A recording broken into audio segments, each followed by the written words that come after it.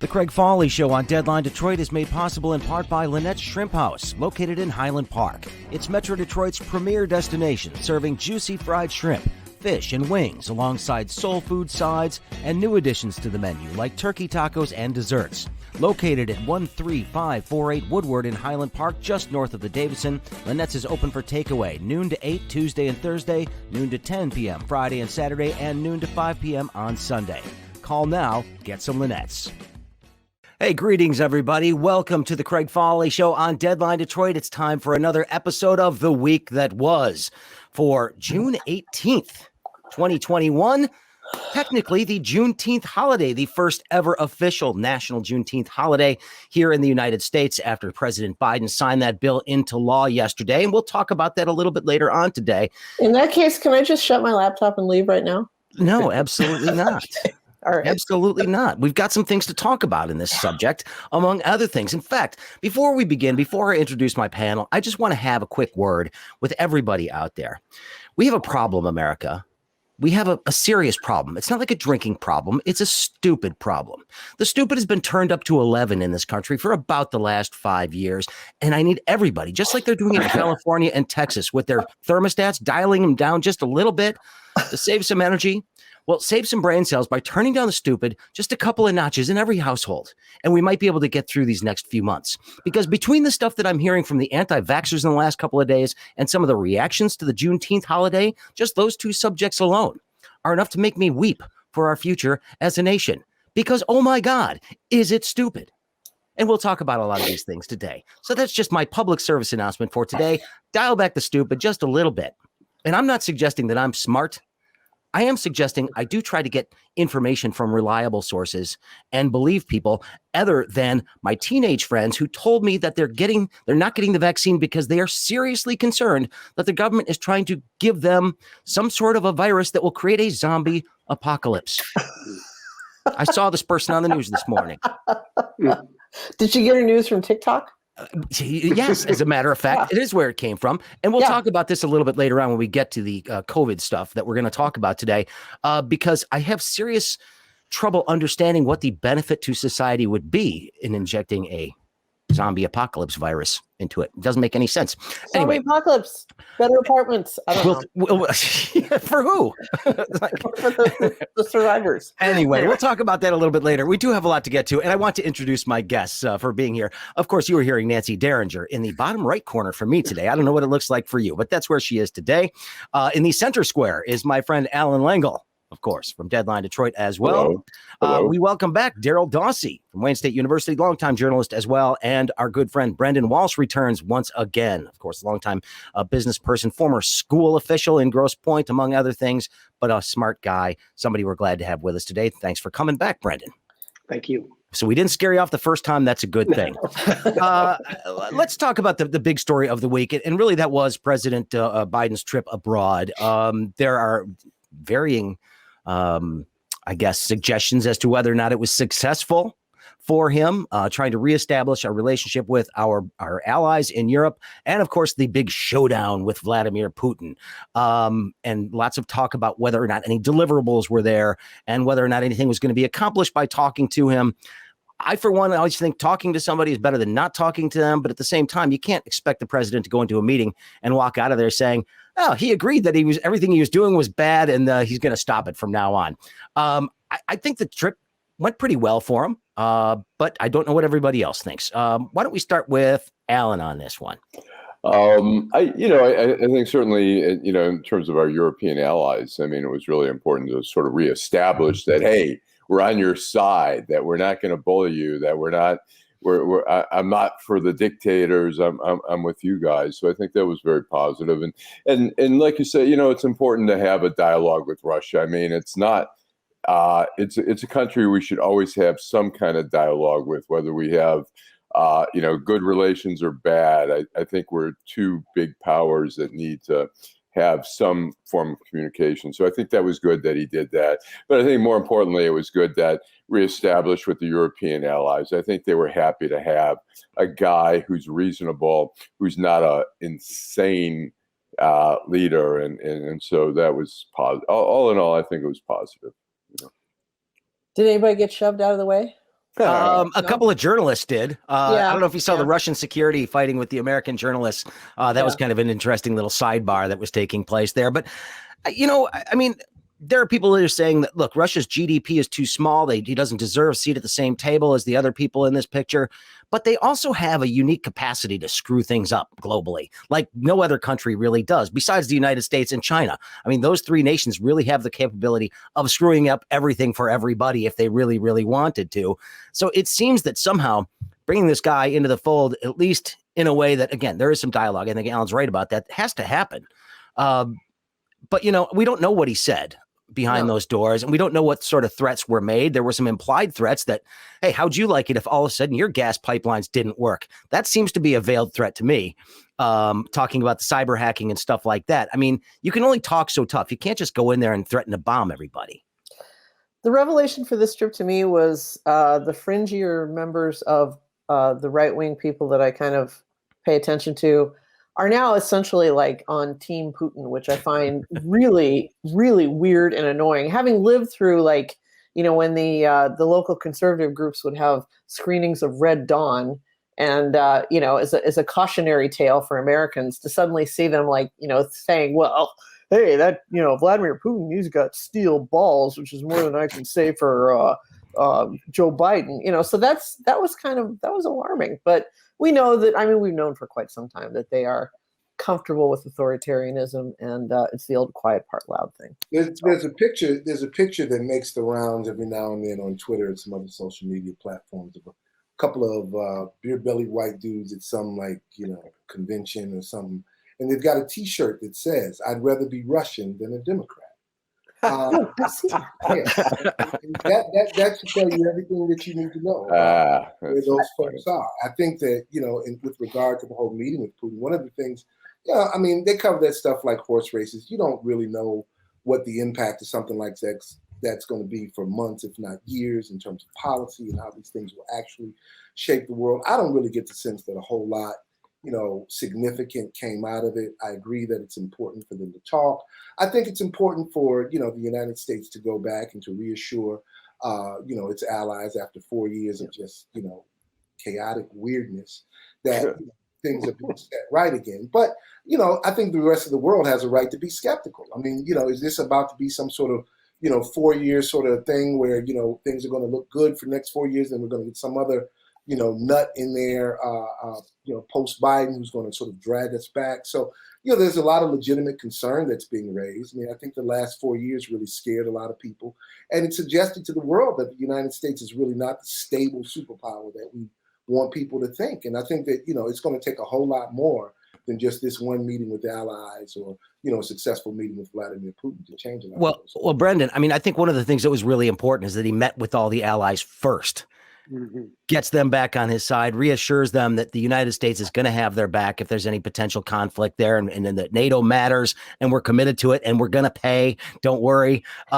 Before he went to meet with Putin, because Putin's body language was not the same in this meeting as it was a couple of years ago with President Trump. I was struck by his body language too. And then when you was kind of consuming a bit about the story, and he seems to be kind of sitting back going, hey, this is about you, America. You guys are the ones consuming all of the Facebook ads. And this is, no amount of sanction is going to stop that. This is a tiny little amount of money in the scheme of things that is influencing, an electorate in the U.S. that is predisposed to favor Putin. I think Putin, his body language is kind of like, what do you want from me? America, you guys are digging this, and that's really the story. I don't think, and then when it's like a game of whack-a-mole on the sanctions. They're all of these shell companies, and they pop up and they pop out, and you're just not going to stop it. I don't know what the answer is. I certainly think the big four and all that stuff play a role, but I think Putin's just kind of looking back at it all, just saying this is kind of entertaining to me. Well, I'll tell you, the one thing that seems to have gotten Putin's attention over the years is the Magnitsky Act, and if they can find ways to again start clamping down on the oligarchs' assets, which basically also means Putin's assets, that's the kind of thing that might get his attention a little bit more. And I guarantee you that was probably something that was discussed in that meeting, because Putin's got a lot of money. We know that much. And we know a lot of it is not in Russia. So if they can find ways to freeze some of these assets, I have a feeling that that bargaining chip gets a little bit stronger. But I was going to say real quick, I think for 4 years, the European countries watched the U.S., they watched Trump, and they were concerned about the stability of democracy in America. And I think at minimum, Biden came there and said, hey, everything's okay. It's, we're resilient. For now. We are a democracy. But is it though, really? I mean, with the Ted Cruz's and the Marjorie Taylor Greene. There is that evangelical conference happening this week where all the people who want to sort of take over for Trump if he doesn't run in 2024 are all speaking today. So you got Ted Cruz, Rick Scott, who else is going to be there? I think Marco Rubio and some other people that still have delusions of grandeur are all going to be speaking there. And of course, it is nothing so far other than a culture wars rant. I haven't heard any policy proposals out there at all yet, but who knows? We'll see. Hey, let's speaking of Donald Trump for just a second. I wasn't going to go here yet, but we should. We saw some reporting this week and emails and documents that show just how far the president and his supporters were trying to go to keep him in office over this 3-week stretch between, of course, January 6th and of course, the election, and how much pressure he was trying to put on the Justice Department to intervene and force states to overturn their elections. And I mean, we knew that he was nuts about this kind of stuff. We knew that he was, a little bit bonkers. But, I haven't had a lot good to say about the Justice Department in the last few years. But fortunately, they basically put this where it belonged, and that was the circular file. Yeah, I think the heartening thing was, particularly what we saw was that the White House, right before Barr was going to step down, they started pressuring Jeffrey Rosen, who was going to step in. And basically, Jeffrey Rosen just said, no, we are not launching an official investigation into voter fraud without any evidence to suggest that we should do that. And so to his credit, and basically the message was to the White House, if you force this on us, then there will be mass resignations at the Justice Department, which I found very heartening. So it's interesting that was like, to me, that was a sign that there is a honor among this brotherhood of U.S. attorneys and so forth, that they actually have standards for their own work and they have their own ethical code. And yet to the average MAGA voter, it's just more evidence of the deep state. Right. That hangs on and tries to, So I don't know. I mean, well, Romney McDaniel, I believe yesterday put out something about how President, we need to get rid of Biden so we can drain the swamp. And I'm sitting, wasn't that what you were supposed to do for 4 years? And now and she's like, the swamp is thicker than ever. I'm like, that's on you. That's on you and your people. It was the swampiest swamp we ever saw. Which is like the swamp is thicker than ever. And so I'm just like, okay. And why I follow her on Twitter, I don't know. But they're just going back to the old applause lines. They're not. I mean, how come people can't see through this though? Because that's what they are, is applause lines. They don't want to. I mean, they don't want to. Yeah. They know that this is a lie, but this entire thing. I mean, the rise of the Trump administration, the manipulations and attacks on democracy. It's all surrounding. It's all centered around this particular agenda of rolling America back, of keeping America as firmly entrenched in the hands of the small group of white powerful men in this country that you can keep it in. And so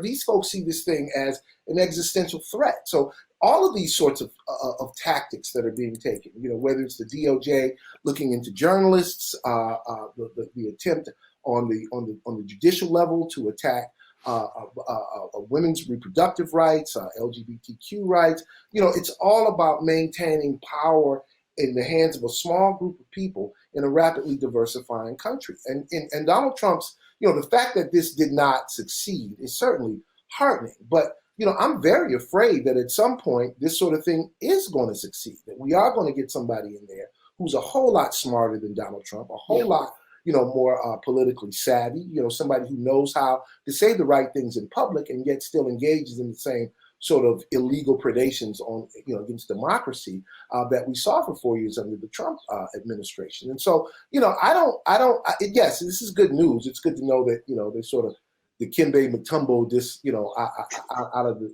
DOJ. But my theory is that, what happened? Go ahead, Darrell. No, I mean, I don't disagree at all, but it's just, I'm not sure that somebody's going to actually have the way of sort of bullying their way in the way that Donald Trump did, because regular politicians, if they start talking in this coded language, that we saw from Donald Trump all these years, and not so coded language, are going to get called out for it and have a much more traditional sort of response. Donald Trump was just like, I don't care. And so he could keep doing it. And that made people think, they go, oh, I love this guy. I don't think anybody's ever going to be able to be sort of that much of a bully about it the way that Donald Trump was. I think they'll see through that this next time. I'm hoping.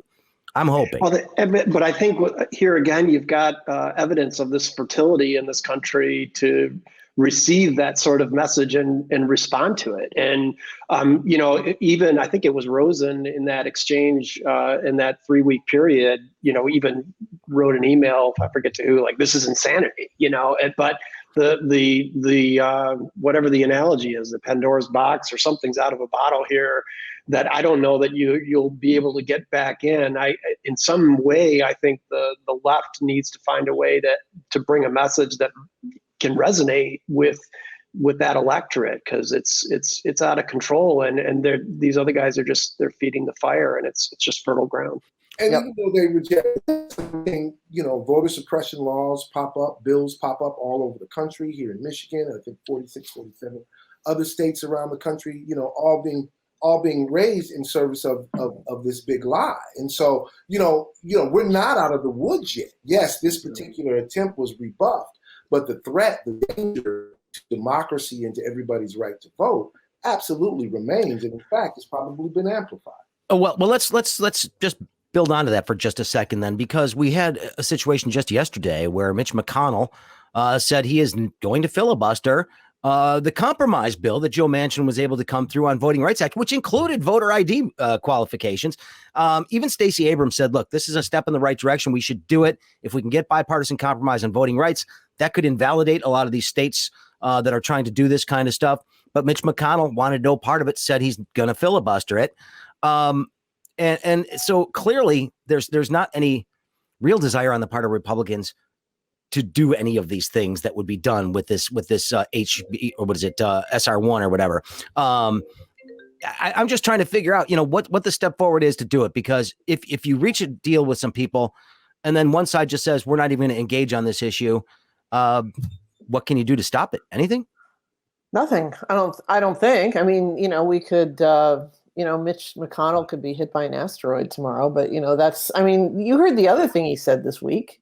He was doing an interview with Hugh Hewitt, and he said he wouldn't confirm any Supreme Court picks if any came up in the next couple of years. Yeah. And, it's like, well, talk about the quiet part loud. This is like, he doesn't want to do anything. He's doing the exact same thing they did to Obama, only they're doing it louder, and it's more evident. And there are probably people out there who are cheering them on. You saw that. Go ahead. I'm sorry. The Republicans have no incentive to involve their voters don't want them to. So they've said, talk about saying the quiet part out loud. They've said over and over, just in the last couple of years alone, that if everybody is allowed to vote, no Republican can ever get elected nationally again in this country. Do away with the Electoral College. No Republican will ever get elected president in this country ever again. So, they know what's at stake, and they're bound and determined. Like I said, this goes back to an agenda about keeping power in a very small group of folks' hands, and that's what this is about. This has always been about denying Black people full franchise in this country, full citizenship, full access, because of their fear that they've got to share the pot at the very least. We're demanding accountability, particularly African Americans who are going to the polls, and not just from, the Republicans. I mean, we're looking for accountability from the Democrats as well. That's not happening. Joe Manchin is almost single-handedly torpedoing Biden's, entire domestic agenda, certainly as it pertains to things that the African Americans, like jobs. Yeah. Yeah, Yeah. and my thing is, don't come around looking in 4 years. If they don't get this done, I don't know how they're going to get this done, but Chuck Schumer better get up off of his behind and have a conversation with Joe Manchin. They better get this done, because I can tell you pretty much just from my conversations and my own personal feelings and folks I know, they don't get this done. 2024 is going to be very difficult. I think at minimum, he's got to bring the stuff to the table for a freaking vote. I'm sorry, just the threat of a filibuster or even to the discussion, you got to plow through that somehow and just say, no, we're going to bring this stuff up. And here's the thing. They don't want to vote on money coming to your district. They don't want to vote on whether or not you should be able to go to the polls without any hassle. They don't want to vote on any of these plans that we have because they don't want you to get the benefits that we're trying to put out there. And when I say benefits, I'm talking about access to good jobs. I'm talking about an increased minimum wage that's going to help his bottom line, maybe some childcare money. Get them on the record as opposing this kind of stuff, because I firmly believe that the Republicans do not have a platform of any type right now when it comes to the economy, when it comes to anything. The only thing they've ever been willing to do in the last 8 years is cut taxes and try to tear down stuff that other people got, whether it's Obamacare, which we'll talk about in just a second. There has been no concrete policy proposal that I have seen from them on any issue. I've seen their policy is get back the White House, get back the Senate. But that's not policy. I know. I'm being facetious. I think, and Darrell, I can understand Darrell's frustration if the Democrats don't take advantage of this time and saying we need to get this done now. But I think the risk is that people just won't show up to vote, period. Not that they're ever going to cross over to the Republicans, because they're not offering a damn thing to anybody. Right.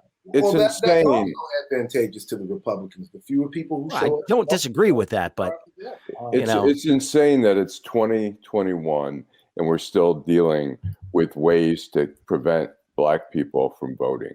It's just insanity. It's like how does this go on? It's not just Black people. It's not just Black people, but I bet that's a core. I mean, look. In the cities, Detroit, Philadelphia, Milwaukee. Right. I mean, it's heavily populated Black areas that they're trying to figure out how to negate their vote. Right. Well, and that's why I think Schumer says he's going to bring that bill up next week, and I think he should try to push it through. I'll tell you one thing that could help: pass statehood for DC and Puerto Rico. Yeah, that would be on that statehood. I'll tell you, statehood particularly. I mean. Could they do that? Could they do that with a filibuster in place? But then we would lose those great DC license plates, taxation without representation. Yeah. Well, they could keep those if they wanted to. That could become their motto. I mean, the fact is that DC, which is in part of the contiguous 48 states, has a population that is bigger than at least 2 states, has no senators, it has one delegate, not a Congress member. And they don't get to vote. Non-voting. She gets to vote in committee, but not on the floor. I mean, it's ridiculous. I mean, I lived there for many years, and it's just insane that you don't have representation and you're getting taxed like everybody else in the country. And can we, speaking of being in 2021, can we start talking about, why we have protectorates and colonies and shit still? I mean, American Samoa is not a state. If you're not going to make these places states, let them go. I mean, this time for running around colonizing the world, this shit is over. So either we incorporate people fully, or we allow them to go their own way and be self-determined. I don't think that's a horrible idea. Like I said, Puerto Rico is big enough; it should be a state, and we saw the difference in protection between being a territory and a state when the hurricane came through there, and we had Donald Trump throwing the paper towels to people in the background, and that just woeful response to their electrical problems, and of course the grift that went on trying to steer contracts to a buddy of his from freaking North Dakota. I mean, it just, if they were a state, none of that stuff would have ever happened to them. If you watch The Crown, you see Great Britain with all their colonies all around the world, and you're like, wow. How archaic that is, and here it is. We're still But what would happen to world soccer if France couldn't import a bunch of extremely athletic Africans who spoke French? So because they're from Cameroon. Well, we could say the same thing about Samoa in American football. So I mean, sports and surfing, they're big. Well, there you go. But one quick comment, Craig. Please, Brennan, go ahead to this last topic. I mean, whether there's a policy behind what the Republicans are willing to do, it's a fair question, and I agree with what's been said. But the Republicans are willing to take action and prosecute a strategy that let's just call it obstructionist. But I mean, where is the Democrats' fight here? I think that's what I observe here is like, this is a classic. It's not even a knife to a gunfight. I don't see they're even bringing a knife. I don't see they're showing up to fight. I mean, I think this is a case where they really have to bring the fight. And I do think that would do a lot to bring some energy to the base, but they've got to show some fight. Well, and like I said, and I think the way you start doing that is, again, bringing up these things. Even if you know that they're going to filibuster it, fine. Right. Put your name on the fact that you're not even willing to talk about it, because that's the thing. They're not even willing to talk about this. This is money for your district that is going down the tubes because your boneheaded legislator won't even talk about it. That's something. They're afraid to have the conversation because they know that they're in the wrong on this. And the Republicans win as long as they can run out the clock. That's really what they want to do. Yeah, true. So, like I said, start pointing out that. Start pointing that out. Start pointing it out every single day, saying they don't want to do anything. They're keeping you from getting money. They're keeping you from getting a job. They're keeping you from getting the training that you need to take advantage of this new economy that's emerging, whether you like it or not. And that's a message that will resonate with people in some of these smaller towns that have seen their factories go away and seen their blue collar jobs go away.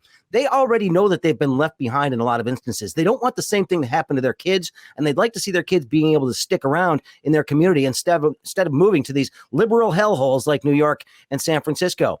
They want to keep them where they are from if they can. I don't disagree with that, Craig. Show them how it connects. I think though the last 4 years taught us that a lot of that wasn't just about economic anxiety. Oh, of course. I think you got to be real about that too. I mean, white extinction paranoia is what this is about. Some of these folks are not reachable. Some of these folks you have to build strategies to contain, isolate, and disempower with regard to the American political body. You're not gonna change the Matt Gaetzes of the world. You're not gonna change the Tom Cottons and the people out there who vote for these people and think that what they're doing is a good thing. You got to fight some of these folks. Yeah. Well, keep in mind, 21 of these people voted against giving medals, congressional medals, to the Capitol police officers. 21 Republicans in the House voted against this the other day because they didn't like the fact that the word insurrection was in the language. Wow. 21 people voted against rewarding these people for protecting them. That's like like me getting rescued from a fire, and the firefighter takes me out of the house, and I burned my house down, and I didn't, I don't want to call it arson, but the fireman who saved me said, "Well, we think it was arson." Well, I don't like you anymore. Maybe it's like maybe if they called them like rude tourists. Oh yeah. Well, badly behaved tourists. Oh, geez. But that was something that just shocked me the other day, that there'd be 21 people who are willing to actually put their name as a no vote on this one, which is just the stupidest thing I've ever heard. Okay. Go ahead, Nancy. I was just going to say, while we're on the subject of stupid Republicans, can we move on to the affidavits? From yesterday. From yesterday that were delivered to Lansing? Sure. Yeah. Well, okay, the backstory here, it was a prayer rally.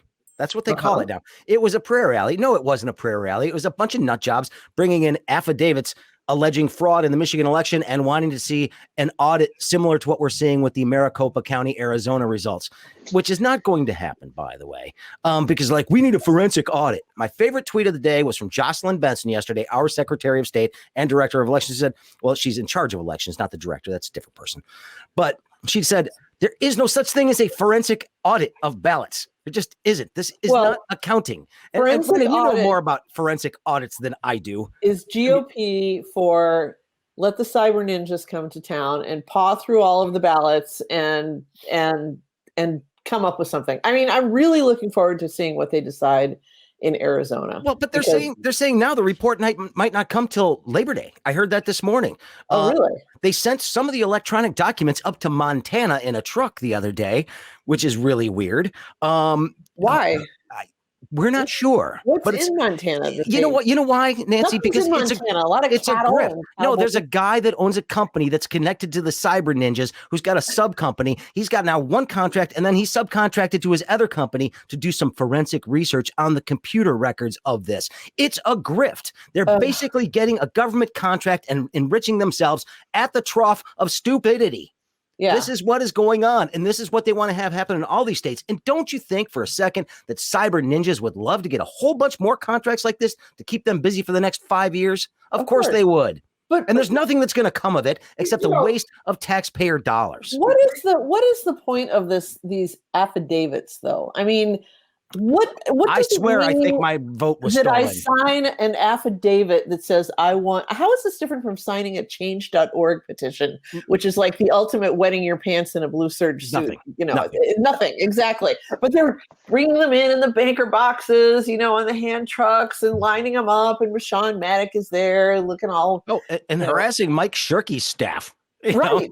He has a security guard outside of his, I guess this is our only hope for these to survive this. Right. Well, people tear each other apart. I just remember 2016, they told me to get over it. F your feelings. You know? Yeah, right.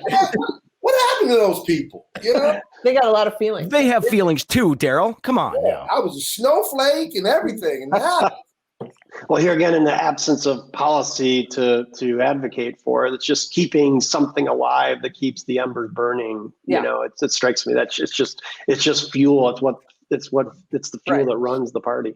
Well, I mean, but at the same time, I mean, how did this term forensic audit all of a sudden come into the public domain? Because this is something that, yes, I would like a forensic audit done on the books of the Trump administration. I would like to see that. But that is something completely different when you're breaking down numbers and following the money.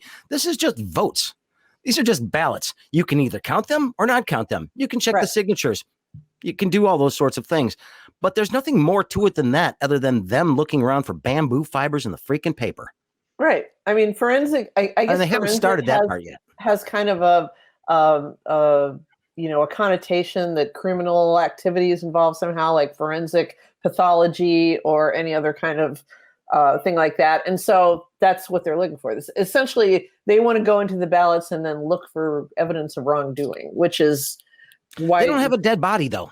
I mean, one of the ways that forensics, works is that you actually have a body that you can examine and evidence that you can examine, and you can match up bullets to guns, and you can you can do this. You can find like trajectory angles and all that kind of stuff. You can't do that with these. There's just not really any way to do it. And so this has been going on for how long now? I don't know. I think it was before. Well, it was sometime in April or May, because one of the things that interrupted it was they had taken over this entire convention space. Yes. And they had to get out of the way for pre-scheduled proms, high school proms. And graduations. Yeah, and graduations. So, they had to shove everything off into a locked area. And you think I think as an election worker, all the emphasis on keeping everything where it's supposed to be, and this goes here and this goes there, and all this stuff is just being thrown together now. I mean, every time I see the video of those turntables going by and the two people, just making their little hash marks, I just shudder. But there you go. Well, they are trying to do export that behavior to a number of other states, and like I said, for me, it just seems like a grift. And there's a whole lot of people that have been doing that since this guy was made president and beyond. So anyway, all right. What do we? Oh, Obamacare, the Supreme Court. Ooh, yeah. 7-2 yesterday. So the vote margin keeps getting wider, despite the Republicans. More and more conservatives on the court. This was a 7-2 margin. The first ruling on Obamacare was 5-4, then 6-3, and now 7-2 against overturning Obamacare. This has got to be the last attempt to do this. I can't see them doing it again. I think the most shocking thing was, I assume when the two people would be Alito and Clarence Thomas, but Clarence Thomas was not in there, which I was just totally shocked. It was Gorsuch and Alito, and Alito is just the worst. I mean, that guy. We know how much you love him, Allan. Sammy. I mean, usually it's him and Thomas. Those are usually the two votes who just go along, whatever the Democrats, whatever, anything that might be perceived as liberal, they hate. And so I was kind of shocked to see that Thomas was not part of that. But Alito is hopeless, which tells you really, when a guy consistently votes for that, he's not going along. He's not following the law. He's following an ideology there. This had something to do with the mandate. I have to confess, I have not haven't deeply read on this, but this had something to do with if the mandate is gone, then the penalty's gone. Yeah, the states were there were the 18 states that were trying to make a case that they were unduly burdened by the Affordable Care Act, and basically the ruling came down. So it's a bit of a fig leaf decision and a technicality that somebody can say, well, this isn't about whether it's the right thing to have a policy like this or a law like this. It's just sort of saying, were the states unduly burdened by it or not? And even conservatives like Amy Coney Barrett said, no, they're not. So that was it. Well, in fact, they said they would be relieved of some of that burden if they would have just gone along with the full program to begin with by expanding Medicaid. Exactly. They did say that yesterday. And I think, if these governors are smart in these states that haven't done it yet, you want to slip something in there real quick that's going to actually benefit your constituents. That's something that is going to help. Mm-hmm. There's a whole bunch of people that will become eligible for health care, which then doesn't create burdens for the rest of us. I'm the first one to tell you that the Affordable Care Act was not the solution that I wanted to see. And I don't think it does enough to cover it, because it basically gave insurance companies way too much power and a whole lot more customers that they can get money out of and find ways. Because the middleman in this whole thing makes more money than just about anybody. I would like to see something much more robust when it comes to a public system. That said, anything that moves the needle on getting more people healthcare coverage so that nobody's going bankrupt when they go to the doctor, I think is a good thing. And these governors in these states need to start looking at it this way. Your poor people will get prescription drug coverage. That eliminates a lot of black market transactions that take place in some of of these places. It's going to lead to a healthier outcome. Your hospitals get paid. Exactly. They can. There's a million ways that expanding Medicaid is good for the places where it happens. And, to see people, I remember when we first did Michigan, to see people that were suddenly able to get glasses. And because they were able to get glasses, they dental work, drive again. Yeah. And get a job and all that stuff. It ends up paying for itself. I don't care what, and when we talk about, where the common ground is with these people who are, out on the fringes, the QAnon folks, the MAGA. This is it. Yeah. I got to think that, if you're not concerned about saving your own life, about saving your grandmother, about making sure that you have proper health care, if you would rather do away with that because a black man's name is on it, informally, you're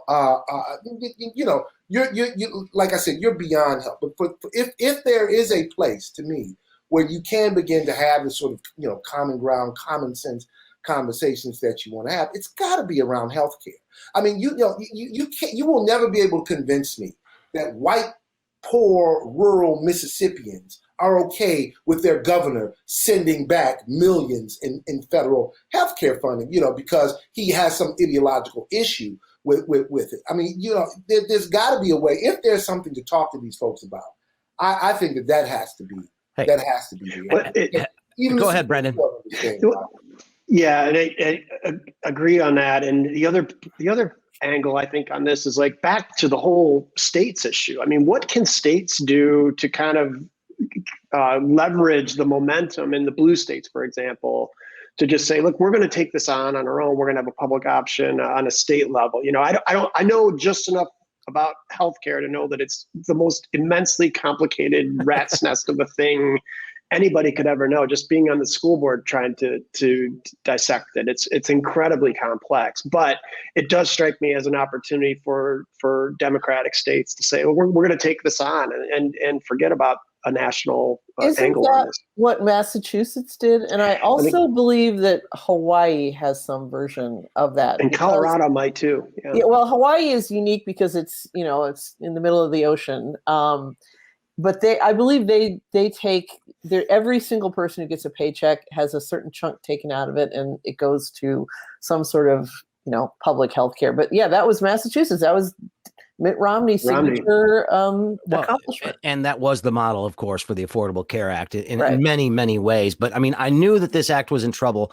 I interviewed Mitt Romney several years ago before he ran for president. About 2 years before he ran, he had just put out a book, which of course meant he was going to run for president. But I asked him about it, and there was just starting conversations about the Affordable Care Act. And I asked him about the similarities, and was he excited to see that his ideas in Massachusetts were being implemented on a national level potentially. And I thought maybe he'd want to take credit for, hey, we came together, we came up with a bipartisan solution that makes everybody happy, and it's working in Massachusetts. I think it can work. Oh, no, he ran away from it as far as he could. He cut the interview way short because I started getting a little bit testy on this question. I'm like, wait a minute, you're not going to stand behind your own idea. He didn't like that. So that one ended pretty early. But, that's just when I knew that something was going to be amiss and that this was going to be a problem, even though the idea is one that needs to be had, because we still haven't solved the problem. Right. But the Supreme Court, at least I think, has said that we're not going to go down this road anymore. I think they sent a pretty strong signal that enough. This is silly. We're not making any progress. Just move on. And hopefully we will.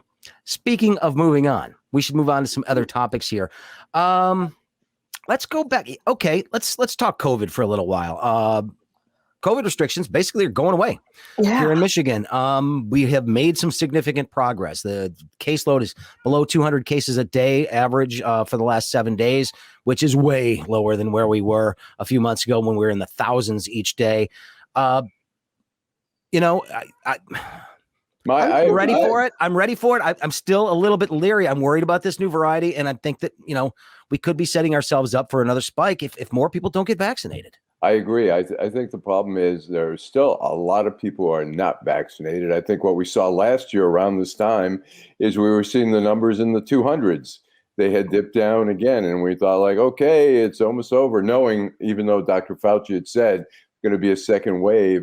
And granted, the there was no vaccine at that point. Yeah, the vaccinations are in place with a lot of people, and the efficacy rate is amazing.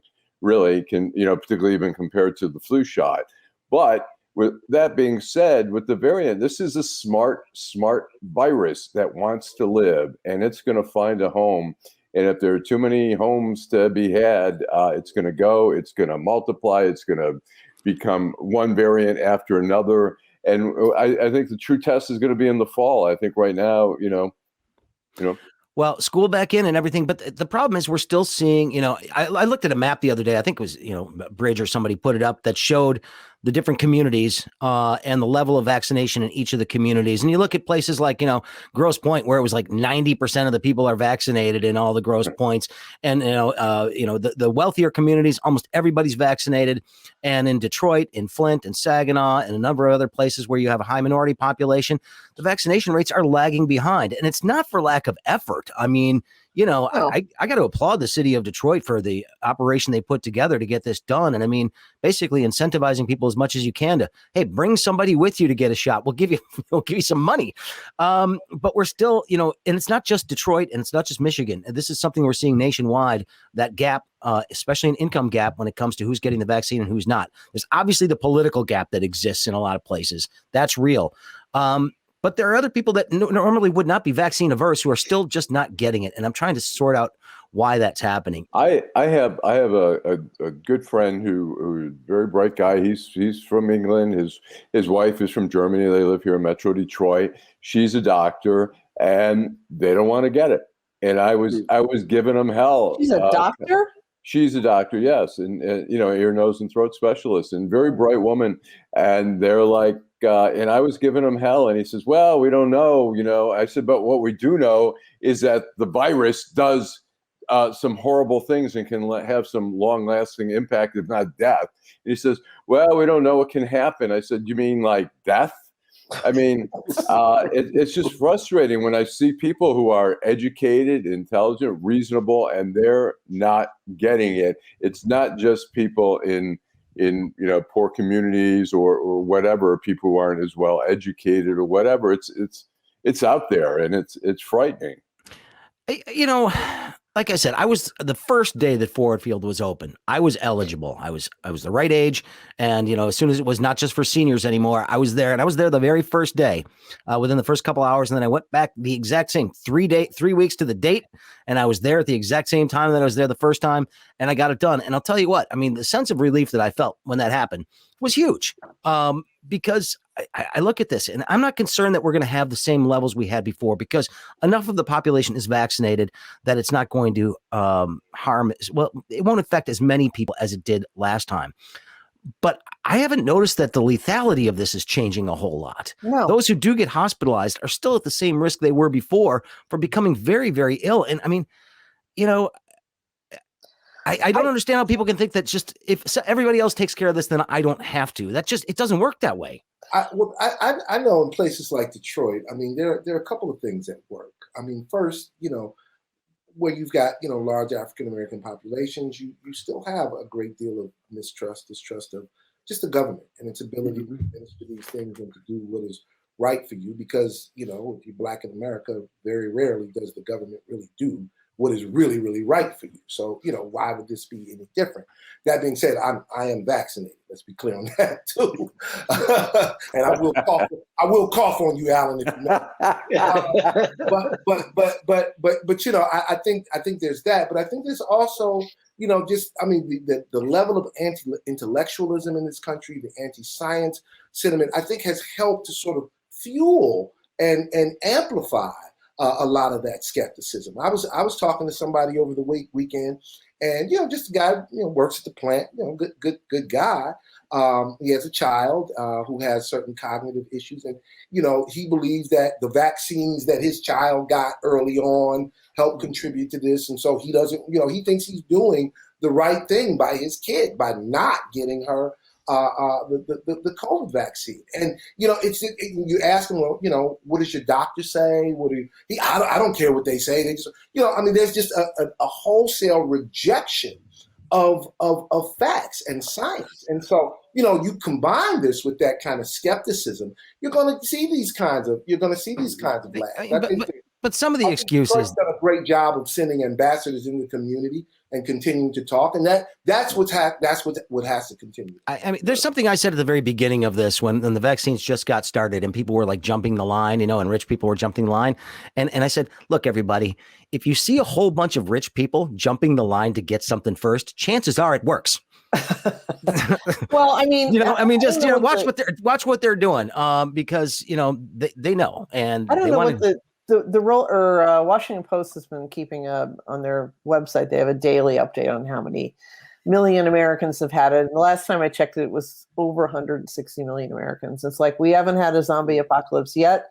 I don't think this is some sort of sleeper shot that's going to manifest itself at midnight on New Year's Eve or anything like that. I mean, this is the largest clinical trial of an experimental authorization drug in history, and it seems to be working just fine. Well, and let's all get a grip. And here's the thing. Okay, what if there was a zombie apocalypse? Let's get back to this for just a second. First of all, a couple of questions.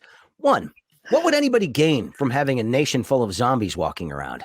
You don't want half your population becoming zombies because they would consume the other half of the population.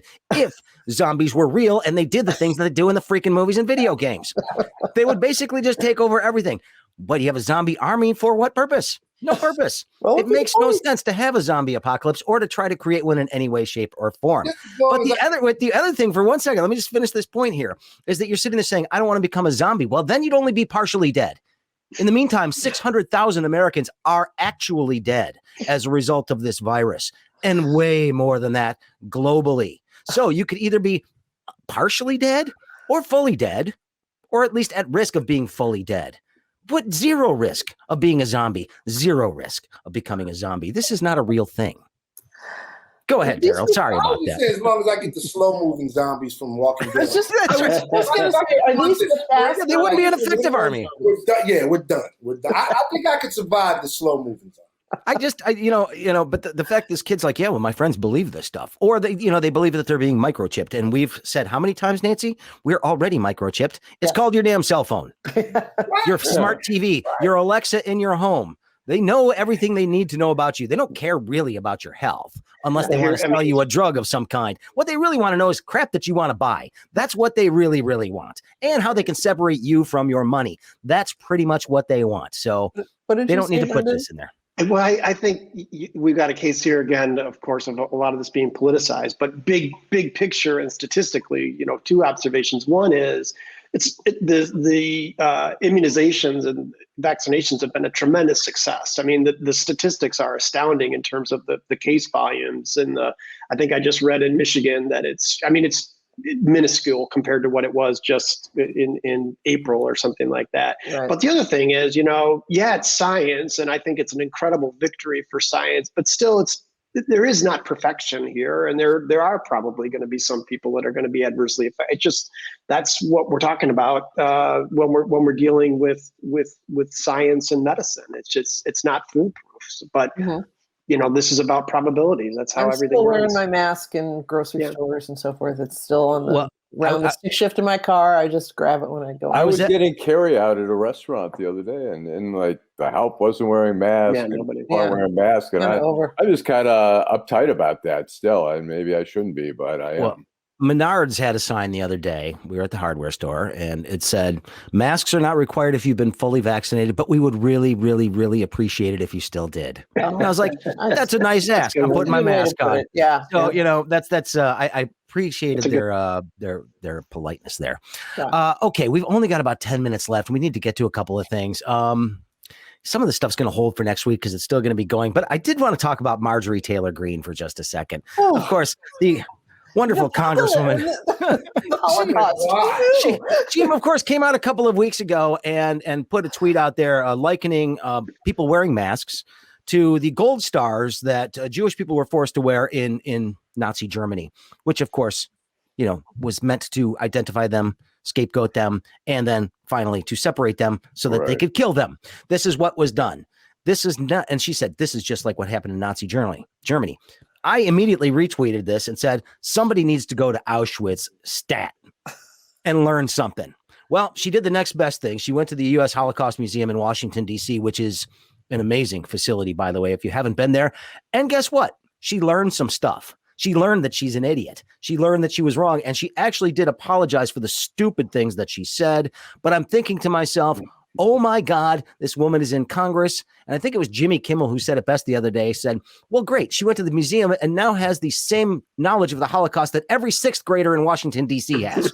Exactly. He goes, we should set up a climate change museum fast. Which I thought was a great line. I had to give him credit for that one. But I mean, is she just learning? Is she really just learning this stuff now? I find it interesting that I see a lot of that recurring, this is Nazi Germany and the Holocaust and stuff like that are being used by Republicans who had the most fascist leader and did not see that. I just saw that we did an interview a while ago with David Chipman, who's from here, nominated for the ATF director. And I just saw, like maybe 2 days ago, someone said, my conversation with David Chipman reminded him of two Nazis from Nazi Germany talking about gun control. And I wrote and said, well, it happens to be one of those people is the son of Holocaust survivors. So I think I don't quite agree with you on that. But it's interesting how that has suddenly been used, Nazi Germany, and we see Whitmer, in an ignorant way. In a very ignorant way. Well, and that sort of gets me to Juneteenth and why I think this is such an important holiday, in that we are so averse to actually learning our history and actually getting to know the depths of evil in our society and in the world. Like, there's Holocaust denial going on because people don't want to face up to the reality that people could actually do this. People don't want to talk about, critical race theory or slavery or even acknowledge Juneteenth because they're worried that somehow this is going to diminish us as a nation or somehow make white people look bad. I'm tired of these people. And some of the criticism I saw of Juneteenth the other day, and suggesting that this is somehow going to replace the 4th of July. It's canceling the 4th of July. I mean, Juneteenth isn't this means that I was alive when the MLK holiday was instituted in the 80s. And Arizona Arizona didn't put it in until what? 5 years ago? They took the Super their Bowl. time. It took an economic boycott. Yeah, that's right. That's right. But I mean, they said all the same things about the MLK holiday. Well, and the hell with it. Darrell, I want to get your perspective on this, country. though. I want to get your perspective on this. Juneteenth. I mean, there's a big, robust discussion as to whether or not this is the date that should actually be the one that is being celebrated to talk about, African American accomplishments and freedom in this country. Where are you on the Juneteenth celebration? Me? I will be cooking at my house this weekend. My mother's coming by, and I got what's cooking? She wants me to go get her an extra set of black eyed peas. Got to get some collard greens. All that stereotypical food black folks don't like to talk about. In this. Fried chicken, all that. But no. Let me say this. Juneteenth is important. Black people have been celebrating Juneteenth for a long time in this country, and while a federal holiday is nice, we don't need that. Let's get voting rights done. Let's deal with redlining and gerrymandering. All of the other things let's deal with police brutality. I think a national holiday is great, but it's a gesture. It's a symbolic gesture that, when you're talking to a group of folks who are dealing with very real, harsh traumas, it doesn't do much. And, black folks are always afraid of white people coming along and gentrifying things as well. We got the MLK holiday, and now we got every Republican, on the right side of Donald Trump going on about the content of your character. Completely taking the man out of context. So we don't need that. I need policy. I need real things done.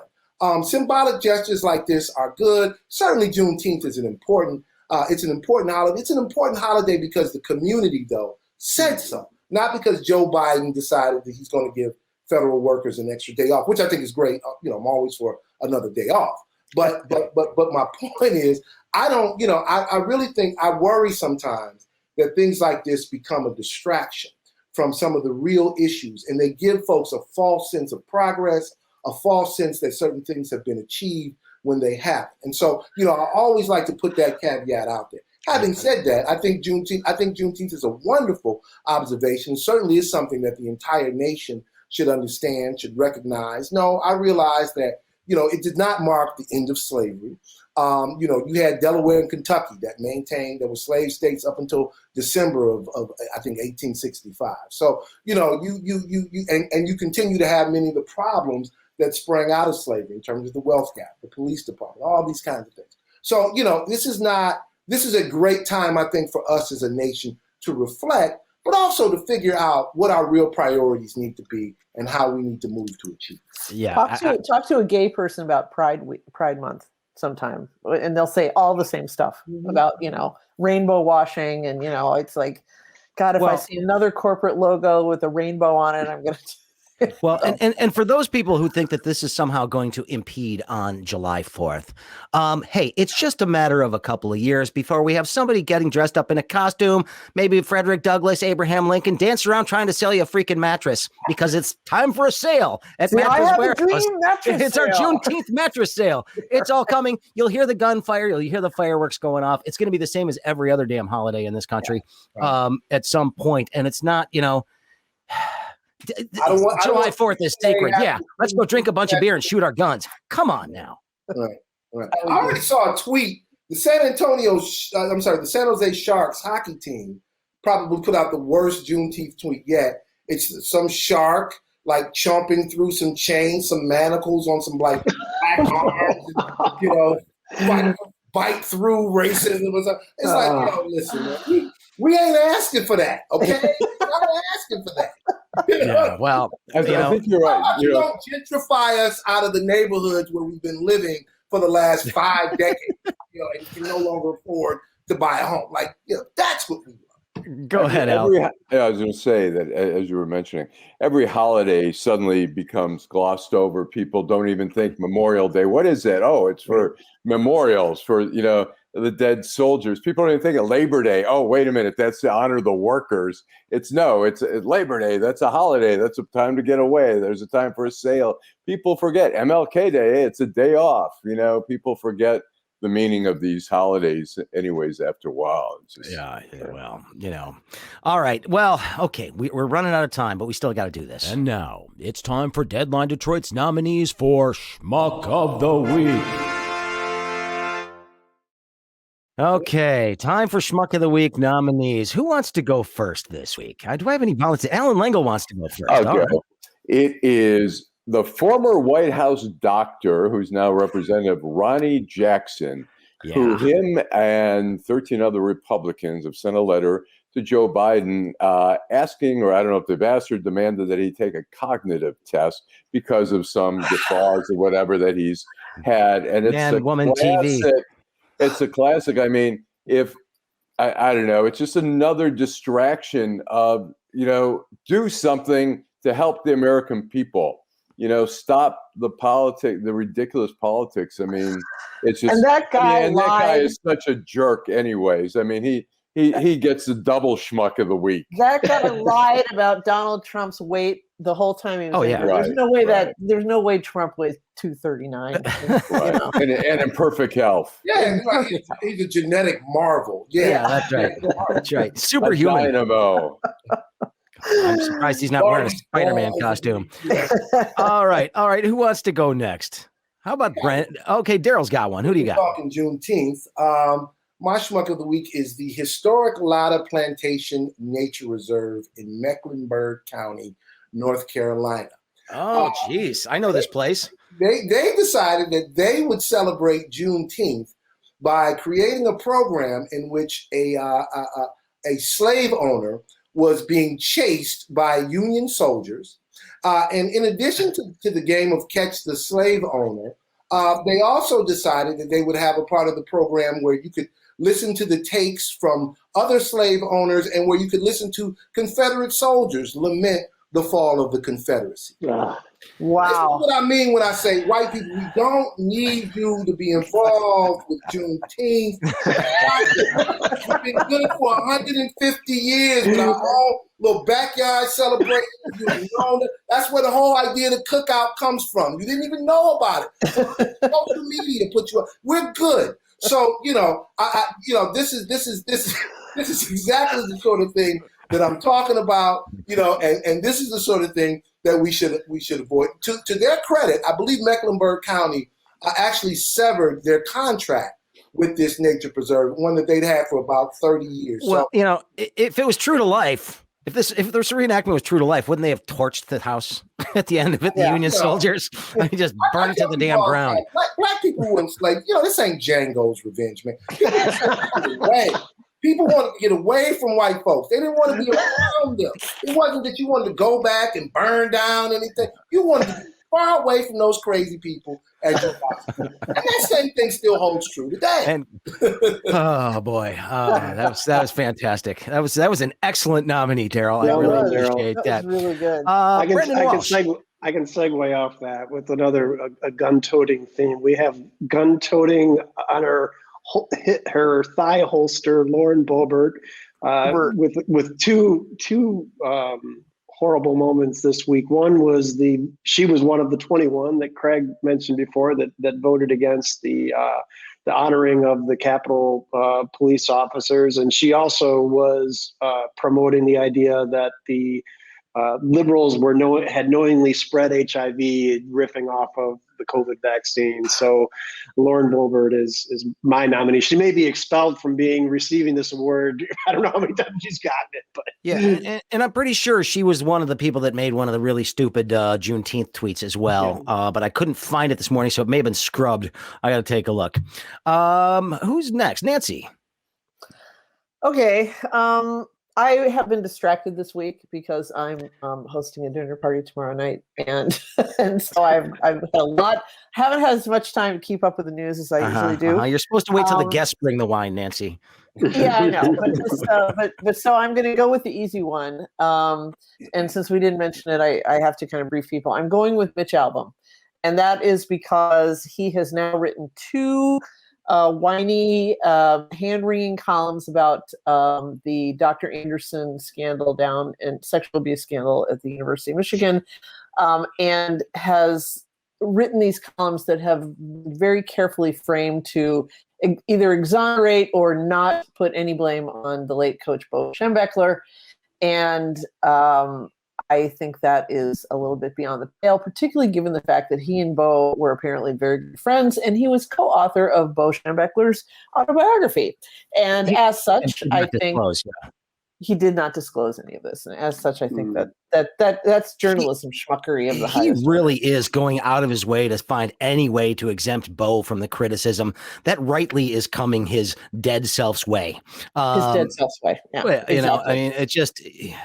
Yeah. And some of these stories, as these stories continue to come out, they are horrifying. I mean, the poor kid yesterday that, supposedly, was masturbated by this guy in the interest of producing sperm for science. I mean, it was just awful. And you hear this and you think, you've really got to come down. You got to pick a side on this, son. And I don't care how much you like the guy. It's like he was athletic director. He knew all this stuff was going on. He did nothing to change it and canceled. I mean, Bo's own son is coming out saying that he was. Yeah, I know. But then it's always Bo's son, Bo's stepson or adopted stepson, Matt, which always implies he's not really his son. Yeah. So, it's not from Bo's stock. Yeah, exactly. So, I mean, I find this whole thing, we're never going to get to the point where we can deal with these issues honestly if we can't talk about hero worship. We got to stop with the hero worship. Exactly. Is Nancy's column, who wrote a great it's column. It's a good one. I mean, you think about, there's a part where this guy Goldman, who's now 60 years old, talks about how he went into Don Canham's office and was pissed, and he went out, and he slammed the door, and Bo's like, what's going on? And he tells Bo, I've told him already. And the story is that Bo goes in there and screams at Don Canham, why have we not fired this guy yet? Well, as Nancy and I talked about last night, I mean, Bo could have easily just said, you fire him or I'm gone. And they're not going to keep the doctor over Bo, who's like this legendary coach. It's like Magic Johnson and, Michael Jordan. They picked the coaches. The coaches, they ran the show. Bo was the man. Bo could have gotten whatever he wanted. And the fact that Bo did not demand that this guy go and make an ultimatum really makes him complicit. Agreed. In there. All right. Well, we got to wrap this up. So I want to give people something to read because I had a couple of choices. And one of them is really, really simple, and it's going to be Louis Gohmert, and I'll explain why in just a second. But there's a story I want people to look up. In Politico, I learned about this. This is the latest in MAGA on MAGA crime. There's a woman who is running in Florida for Congress. She's trying to take Charlie Crist's seat. He's running for governor. He's leaving the seat in Florida. And her name is Anna Paulina Luna. Now she's running in the primary. Now there's another guy running in the primary named William Braddock. And apparently there are recordings of this guy talking to another political operative saying, do not support her. Do not support her in the primary because I have access to assassins. He says, I really don't want to have to end anybody's life for the good of the people of the United States. But that will break my heart. But if it needs to be done, I know some Ukrainians and some Russians. It needs to be done. Luna is a fucking speed bump in the road. She's a dead squirrel you run over every day when you leave the neighborhood. He basically said he knew people and was going to have her killed so he could somehow win in this primary. So look that up on Politico. It's a really interesting, greasy, disgusing story. It's like the Pinellas County Commissioner. What is somewhere in Miami. So yeah, exactly. So I would vote for that guy because it shows a lot of passion for the job. I have access to a hit squad too. Ukrainians and Russians. Luna's going to go down, and I hope it's by herself. Miami is basically Detroit with more bugs and far worse humidity. So well, but my official schmuck is Louis Gohmert. And here's why. Louis Gohmert had the audacity to do one of those empty room C-SPAN speeches the other day. You know how they do that, where there's nobody else in the room. And he was talking about conspiracy theories about the origins of the January 6th insurrection and floating out the idea that Tucker Carlson's been putting out the last few days that maybe the FBI was the one that stirred up the hornet's nest and got anybody interested in doing this. This is actually floating around out there. And here's what he said. He goes, well, I'll tell you what, if the FBI was involved in this somehow, certainly I'd want to find out. I'm also hearing that they might have been involved in that plot to kidnap the governor in that state up in Michigan. So he's basically trying to throw the FBI under the bus as being the instigators of these things. And he says, well, I'd sure want to know what that was. And I thought to myself, you voted against an investigation. The exact thing that would actually find this crap out. And you voted against it, you dumb shit. Yes. Well, as much as I don't like Lauren Boebert, as much as I think Marjorie Taylor Greene is a horrible person, as much as Steve King is a person that deserved to be ridden out of Congress on a rail, Louis Gohmert is by far the biggest moron in Washington, D.C. He proves it every single time he opens his mouth. Hypocritical, idiotic, ignoramus, moronic, dipshit. I want to see a special Sorry, I hope I get sued for that. Survivor that puts those four on an island together, and and comes and just leaves them there for like 6 months, and then like comes back to see what kind of government. I do the one where they drop them off in Alaska because there's a good chance up there you could die. Don't put them on a tropical island. Let them really duke it out for their survival, because at some point we'd be seeing some Donner Party crap go on with those guys. All right, we got to wrap it up. Sorry about that, everybody. Just a little rant at the end of the program. Just, it's been a long week and I'm caffeinated as hell today. So I want to thank my guests for being here. Darrell Dawsey, we always appreciate it, sir. And thank you for being here.